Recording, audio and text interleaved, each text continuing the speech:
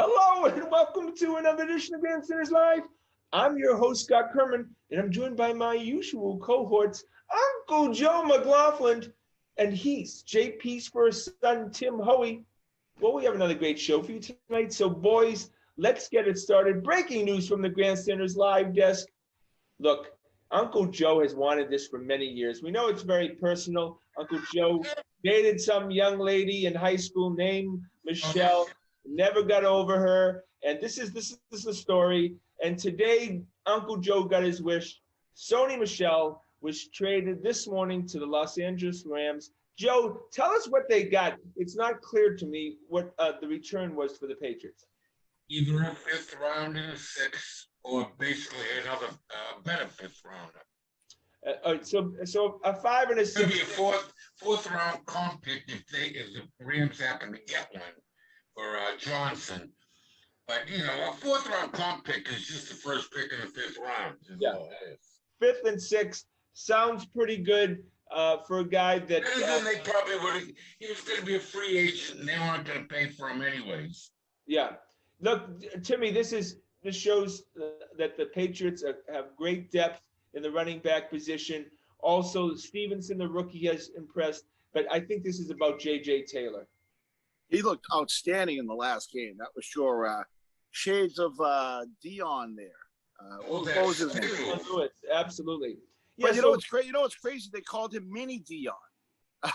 And Dion was tiny to begin with, so that just tells you how small J.J. Taylor is. Well, I think Taylor's definitely skinnier than Dion Lewis, that's for sure. Yeah. He's almost as elusive, though. Oh, yeah.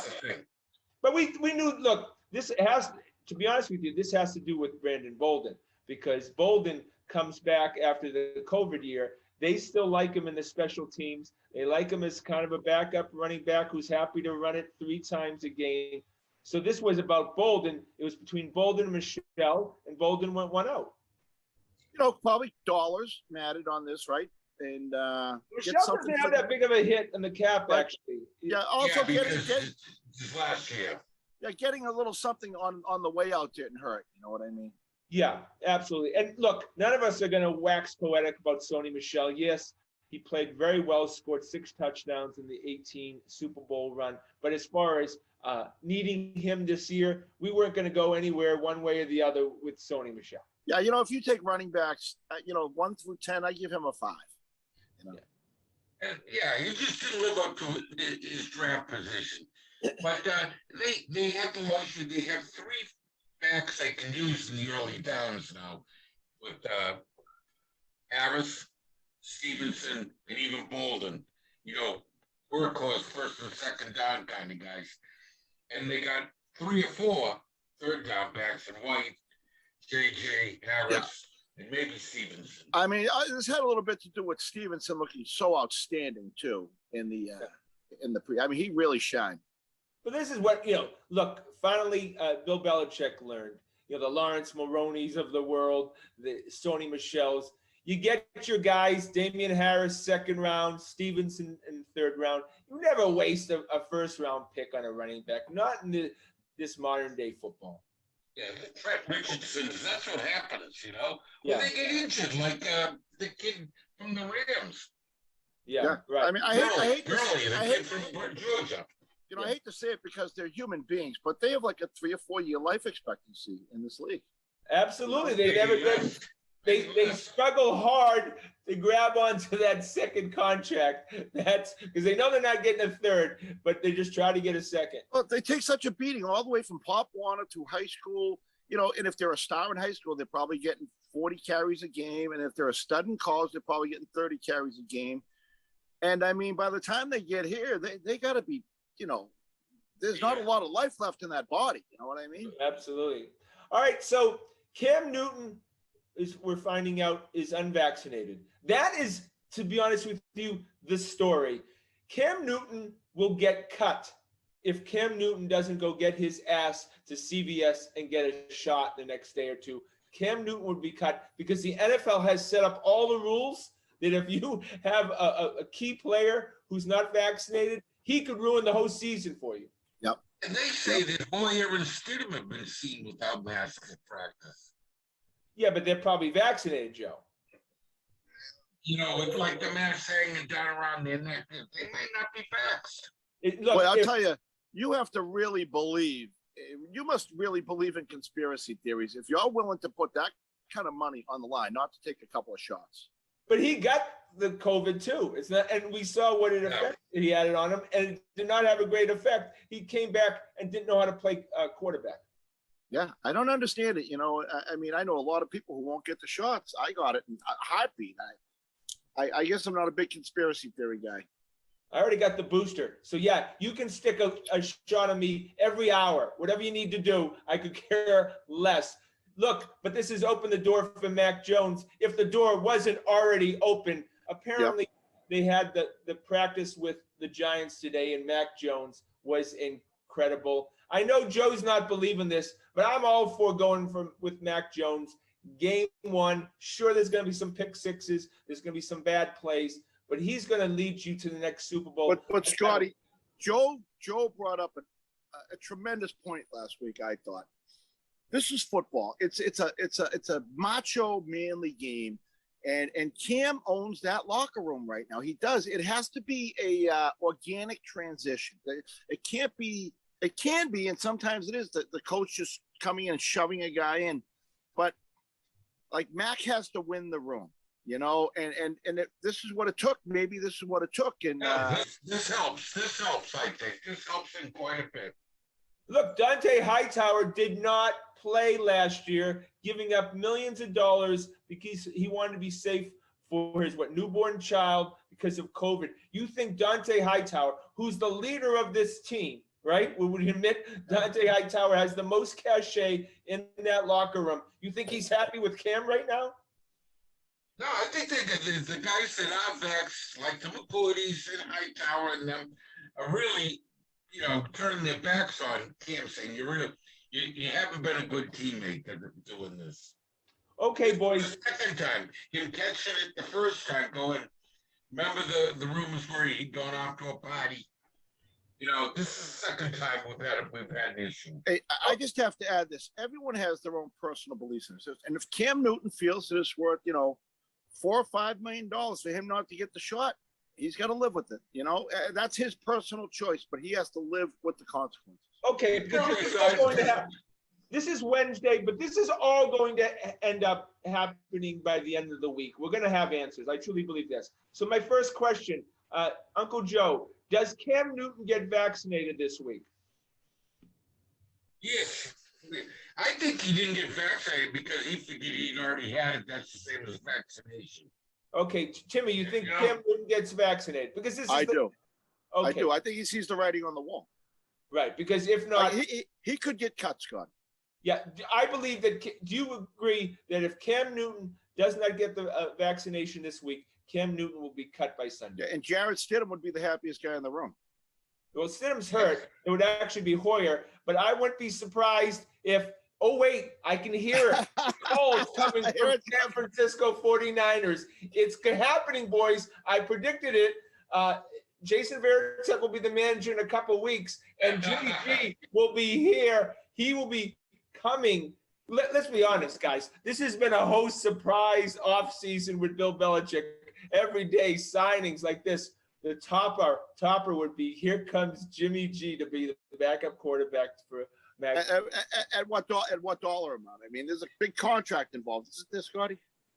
Yes, but this is going to be a big week. They're cutting down from 81 to 53. Almost 30 players on each team are going to be getting cut loose. But that money, Jimmy G's contract's guaranteed, right? No. If he plays the first day of the season, when the season opens and he plays, then it's guaranteed. There's a good chance, Timmy, that he gets cut. And if he gets cut, he's coming to the New England Patriots. Then he's got to sign a new contract. If he gets cut, he clears waivers at $24 million, which he probably will. Then he becomes a free agent at any price, whatever price. So what's the going value for Jimmy G right now?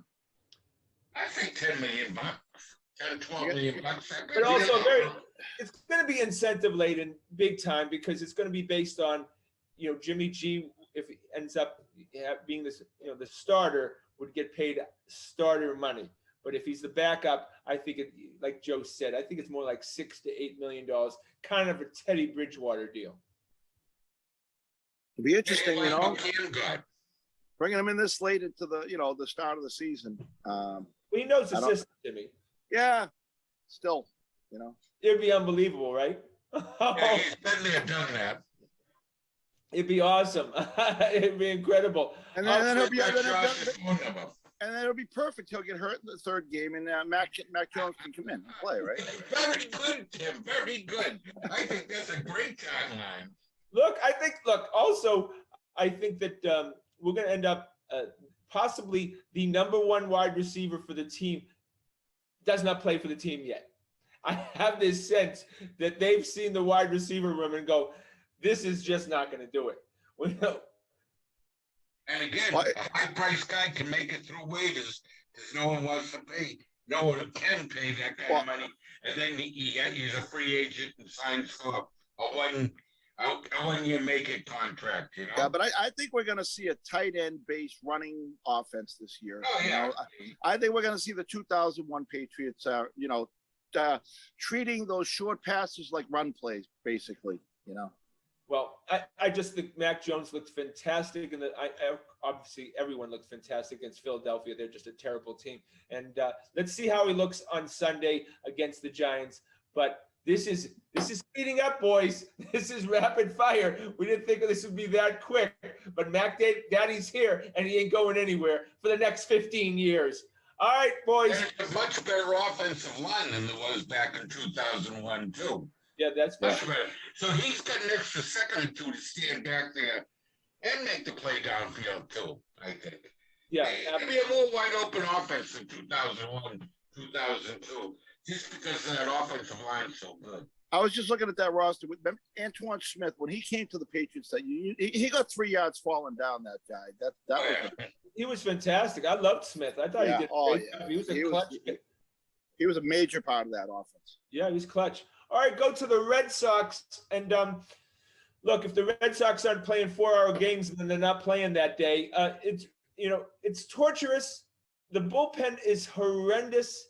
It's getting to be historic level. And needless to say, if you ever thought you could be closer for the Red Sox, you could do a better job than that.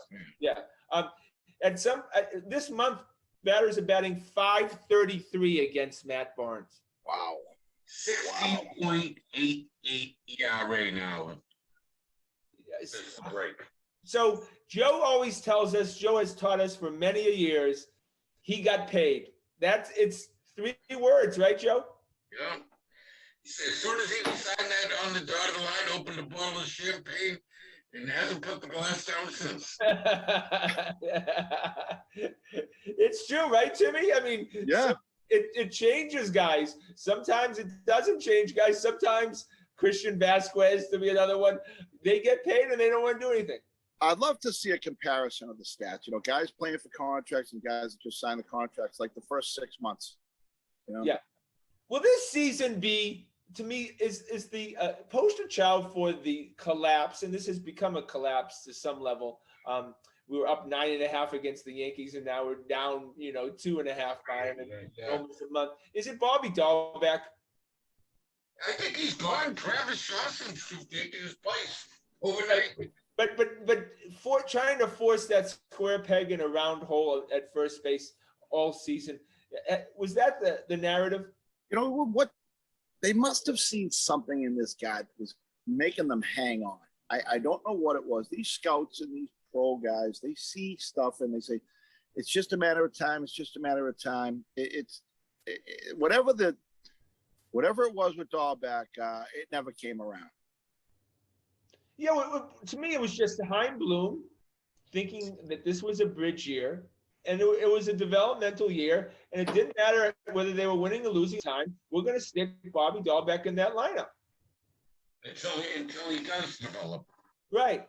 So there was never a priority this year, Joe, of winning a World Series this year. Doesn't seem to be from upper management, that's for sure. Maybe at the club level with like Corey and his coaches and the players, they thought they could do it, but not in upper management. It's A lot of things are going right for them. You know, the Yankees weren't playing up to snuff.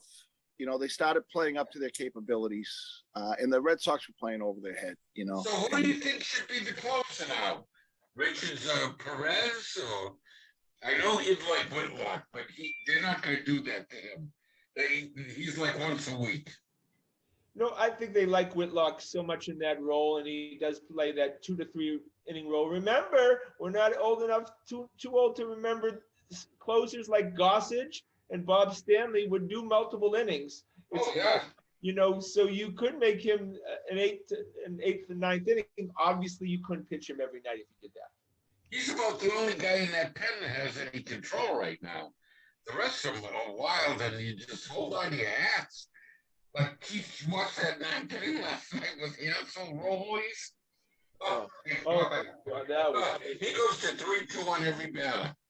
Well, how would Ottavino, Timmy? Ottavino, if he ever throws the pitch, for God's sake, takes him 10 minutes to throw it. Then he curses out after every pitch that he throws. Have you noticed that? He's F-bombing after every pitch. He's sweating like a crazy person. It's really tough to watch Adam Ottavino pitch, to be honest with you. I don't know. They gotta make a change. They gotta do something. I mean, maybe Hines just saying this is, you know, I didn't plan on winning a World Series this year. This is a building year, and I'm sticking with my guns, and that's just the way it's gonna be. I don't think they can do anything, Joe, but go with They got to do it in house. That much we know. How about down in the bushes? Yeah, what is his name? Seaford or whatever. Seabold, the guy, actually the main prospect in the Workman Hembry deal was not Nick Pivetta, who's pitched fantastic this year. It's actually Connor Seabold. Maybe you go there. Maybe you go this kid Ort, who they got out of the Rule 5 draft, who's been the closer for Worcester. You got to do something right now because Matt Barnes can't pitch.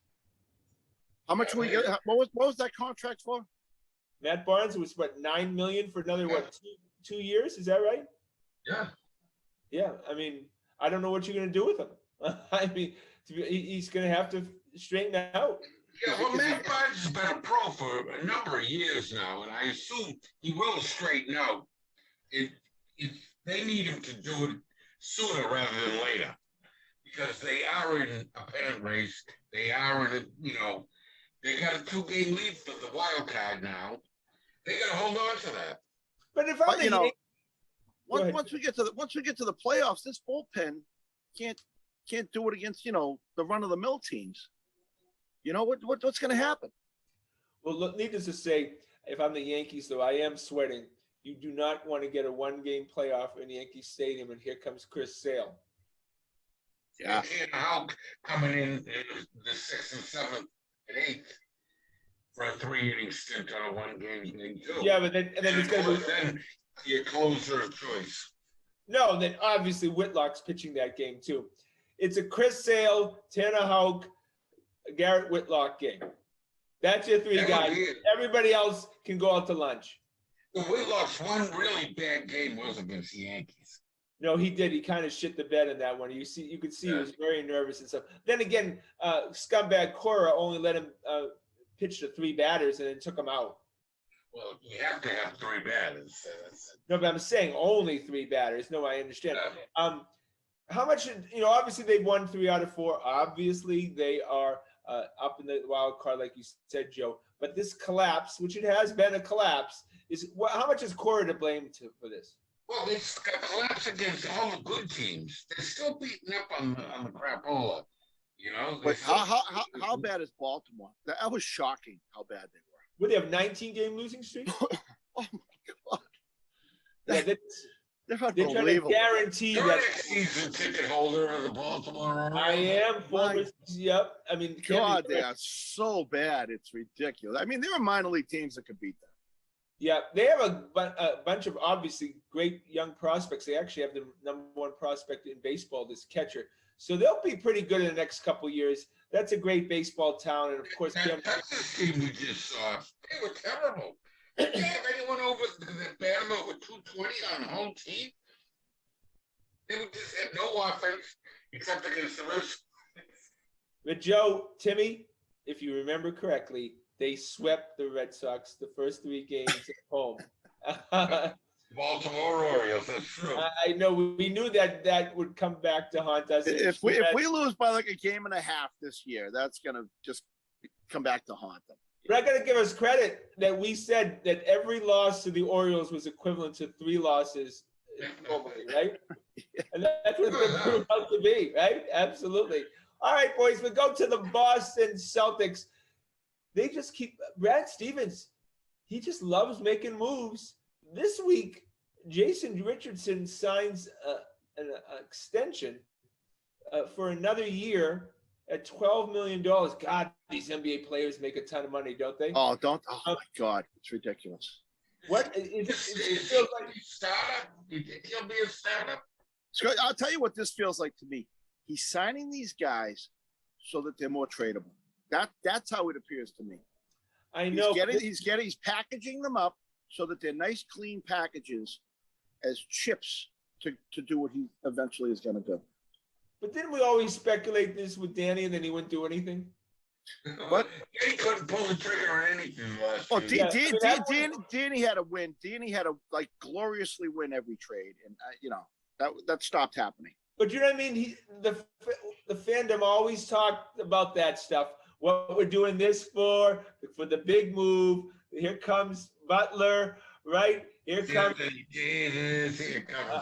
Durant. Here comes. We've been doing this for a freaking decade. Now it's a stiff like Bradley Beal. No. Keep me Bradley Beal. He'll be 34 by the time they bring him in, and he'll be broken down like Kemba.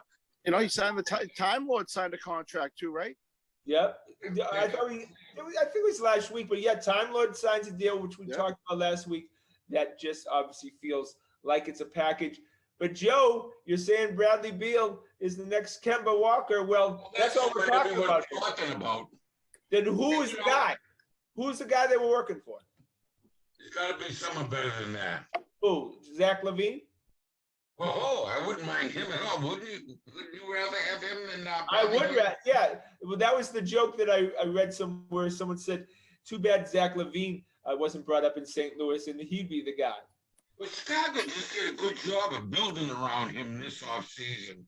They got Paul and they got 2 big guys. Like 3 All-Stars they added to LaVine. So they look like they want to build a team around him, not to trade him. They're not, especially not to the Celtics, don't have enough. I mean, we have these big contracts, Timmy, but that doesn't mean these guys are any good that have them. You know what I mean? But there is some value to some of these guys. Marcus Smart has value. Time Lord has value. I don't know about the Time Lord. I don't know. Time Lord has to have a season where he doesn't get injured. And I think that he's a very good player. He has a great skill set. And it's really about staying on the court. I'll tell you, he sure is fun to watch. Yeah, but even when he doesn't get injured, he only plays 10, maybe 15 minutes a game. He doesn't play 20, 25 minutes, let alone 30, 35 minutes a game. We speculated that Brad Stevens, the first time he gets a really good offer in the college ranks, that he's going out the door. I don't think that. I think these deals sound like a guy who's settled in the GM role. Well, that college coaching position, that's a 12-month-a-year job. I mean, you're just in kids' living rooms all year long. I mean, I think he doesn't mind, a 9 to 5 right now. You know what I mean? Yeah, look. With a layer of protection now, he can trade. Things go wrong, he trades players. That doesn't work, he fires the coach. He's got, a couple layers of protection now. All right. Name the one position that you feel is still a great need, because you feel like there's one other guy coming into this roster, a namesake. What position is the greatest need right now for them? I would like to see a legitimate, top 10 NBA center. Well, I don't know if you're going to get it. I don't know if you're going to get it. I don't know if you're going to get it. I don't know what a top 10 center looks like. I know. What would I like to see? A legitimate big man who can handle the big bodies, You know what I mean? You're just gonna get another Tristan Thompson. Yeah. No, well, he's not a top 10. So, I mean, I don't know about that. That's on my dream list, you know, is the guy who can do that. There are not a lot of good centers in the NBA anymore, Joe. Well, I'll tell you what they need is, a center / power forward, because they don't have much of the power forward position either. Jason Tatum is, in theory, their power forward. You don't see Jason Tatum even sticking his toe in the paint. But they also need a pure point guard, too. Yeah, I think Smart plays better off the ball. I think all the guys they got Richardson play better off the ball. Schroeder seems to be a shooting guard. That's a 1-year contract, you know? Yeah, but also, are we going to see Chris Dunn at all, or is, I mean... He's going to be a defensive specialist off the bench. But Dunn's a point guard, right? Yeah, and he's going to be Avery Bradley, or, if someone's lighting it up on them, they're going to send him in. But Dunn's Dunn is not exactly a big shooter, so he's actually the perfect guy to play with the Jays. Yeah, he brings it up and he hands it off to Tatum or to Horford and lets him run the pick and roll. Or... I'll tell you, I wouldn't mind seeing a Rajon Rondo show up here again. Yeah, me too. Yeah, I know. There was talk, and Russ had mentioned he wouldn't mind to see Rondo as the coach of the Celtics. So I tell you, I love the way he distributes. And we get two scorers in the Jays. He just gets people the ball in the right spot a lot. He just does it. But he only does it on TV games in the playoffs. The rest of the year, he just does not play. All right, boys, go to the Bruins. Sad news. Oh my God! Out of Milton, I definitely wanted to mention that Jimmy Hayes, who played for the Bruins and a few other teams, the Blackhawks, passed away suddenly at 31. Timmy, tell us a little bit about Jimmy. One of the nicest people you could meet on this planet. I've met him several times. I know his dad fairly well. It's just devastating news. His son turned 2 years old, I think, yesterday. Just had a newborn baby in May. And I think he was having a tough time transitioning into this new life, and just sad. I could almost cry right now. Does he live near you in Milton? I live about a mile away, mile and a half away. Yeah. And his brother still plays in the AHL, right? Yeah, his brother always was the better hockey player, and his father would even tell you that, and even when they were 13 years old, he'd say, "Oh, you think Jimmy's good? Where do you see the next one?" Jimmy was a great player growing up, and he was great for the kids in Dorchester. He never forgot where he came from. He was always at, these. He was just there's a hockey community in Boston, and that's a pretty tight knit group. And he was a huge part of that, and just a good guy. Just so sad. It's heartbreaking. It is heartbreaking, and my condolences to his family. And hearing things, Jerry Remy was on our show, and I interviewed him at Fenway Park 2 years ago before COVID, and could not have been a better gentleman. Really nice guy. Jerry Remy, legit nice person, very accommodating. Only say great things about him. Apparently, he's quite ill. Wow. He's fought the good fight, though. I gotta say, over the years, he sure did. I've never seen anyone battle that particular, especially that particular one. Lung cancer, yeah. He had like 4 or 5 times, right? Yeah. It shows you what a tough guy he is, and obviously, I would put Jerry Remy. And the irony is they were both second basemen. I think Jerry Remy's at the Johnny Pesky level as far as what he's meant to the Red Sox organization, meant to the community, and over an extended period of time. Jerry Remy's been part of this since 1978. How many times have you found yourself, especially when he was on there with Don Orsillo, I would find myself doubled over and laugh to listening to those two guys go at it. You know what I mean? Just a lot of joy he's brought to our life. Yeah, and then Jerry Remy's from Somerset, Massachusetts, a local kid. Always understood the area. Obviously had some problems with his child, but as we know, his parents, once your kids become adults, they're adults. You can't do anything about that. But he just tried to help. He Yeah, he just tried to help his son like any dad would do. You know? He sure did. It's going to be a great loss for the Red Sox organization. Guys like Jerry Remy and Johnny Pesky do not grow on trees. Mm. And it's going to be very sad. And as far as his replacement, other than the Eck, they have not found anyone that. I'll tell you, this guy, I listen to him. Who's this guy? I hear him on I don't even know his name, but I hear him on the radio, and it's unlistenable. I can't even listen to him. Well, Dave O'Brien is horrible, too, on television. Oh, my God. You don't even know. He has literally no emotion. When I hear McDonough on there, he's so enjoyable to hear on the radio broadcast. You know, I'm in my car a lot, and I'm listening to a lot on the radio. McDonough is so good on the radio. How could they? I don't know if they could ever get him full time again. Well, I don't think they get him full time, but he seems to be doing a lot of games. Every time I'm with Joe and we turn on EEI heading back home, he's always doing it. I would love for him to come back to Nesson for half the season or whatever. Or he's probably too old to go on the road again. Too. Yeah, he's in a league of his own.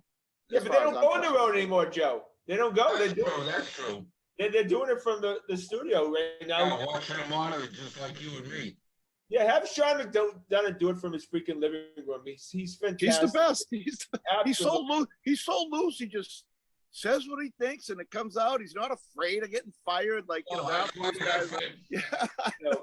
Look, he's a local kid. He understands it. Obviously, his father, Will McDonough. I mean, they've been part of the sports community and the sports fabric here forever. Absolutely, get it done. But that's Nesson. That's John Henry. I don't even know if John Henry even gives a shit anymore. So probably doesn't even know who it is. He probably doesn't even know he's working for him right now. Nope. So, but we're thinking about you, Jerry Remy, and we hope all goes well and you make a remarkable recovery, like you have. That's our show for tonight. Want to thank everyone behind the scenes, of course, Corbin. Want to thank the fellas. Please check us out on our website at thegrandstanders.com and tune in again next Wednesday night at 6:30 for another edition of Grandstanders Live. Also, just want to mention a scheduling note. We're going to be back in the studio for the first time in a year and a half. And of course, that's September 8th show at 6:30. And of course, none other than our favorite guest of all time, a friend and a Brookline legend, a state of Massachusetts legend, Governor Michael Dukakis will be on the show September 8th for the 7th time, boys. So we won't get a word in edgewise, Scotty. No, but the old spring training show, you waited for the studio. Yeah, exactly. No, the Grandstanders Live and Michael Dukakis and Kitty Dukakis are one. All right, that's our show tonight. Have a great night. My name's Scott Kermit.